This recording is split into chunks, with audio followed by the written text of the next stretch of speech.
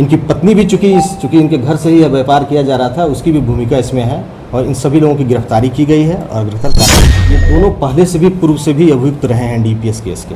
साथ ही साथ जो नारायण उपाध्याय जिसके घर से इतनी बड़ी खेप बरामद हुई है, ये भी पूर्व से 5 केसों में उसकी भी जब तलाशी ली गई तो उस कार की तलाशी में से भी 50 ग्राम हीरोइन बरामद किया गया। इस प्रकार से हम लोग देख रहे हैं कि इसमें टोटल जो है बरामदगी का जो वज़न है हीरोइन का वो 2 किलो 311 पाउंड हीरोइन जैसा मादक पदार्थ पुड़िया बरामद किया गया, जिसका पीओ पे ही 5.5 ग्राम इसका जो वजन किया गया। अभियुक्त थे गोलू राय और उसके पिता उमेश राय, वो हीरोइन जैसे मादक पदार्थ को खरीद इंटेलिजेंस मिला था 7 तारीख को हम लोगों को कि डुमरांव थाना अंतर्गत दक्षिण टोला स्थित नाला है, जहाँ अभियुक्त थे गोलू राय और उसके पिता उमेश राय, वो हीरोइन जैसे मादक पदार्थ को खरीद एसपी सर को इस बात की सूचना दी गई और उन्हीं के निर्देश के आधार पे एनडीपीएस के एसओपी के अनुसार एक एसआईटी का गठन किया गया।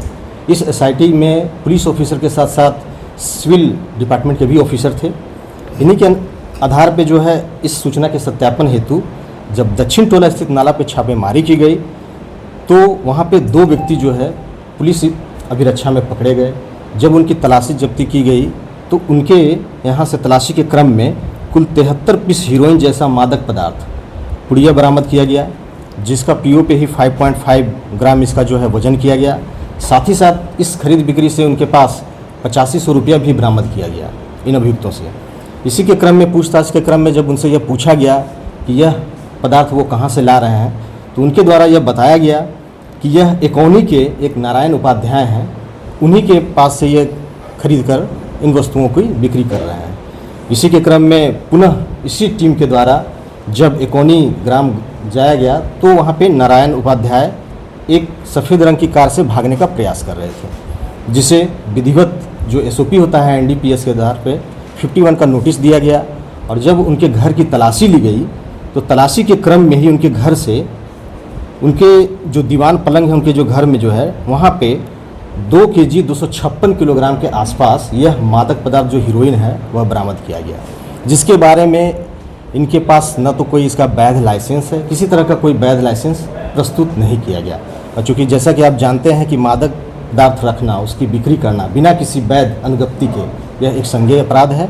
इसी के क्रम में जो है आगे बढ़कर फिर पुनः जब उनके घर के बाहर जो जिस कार से वो भागने का कोशिश कर रहे थे उसकी भी जब तलाशी ली गई तो उस कार की तलाशी में से भी 50 ग्राम हीरोइन बरामद किया गया। इस प्रकार से हम लोग देख रहे हैं कि इसमें टोटल जो है बरामदगी का जो वज़न है हीरोइन का वो 2 किलो 311.5 ग्राम है, जिसकी अनुमानित मूल्य 2.5 करोड़ के आसपास है।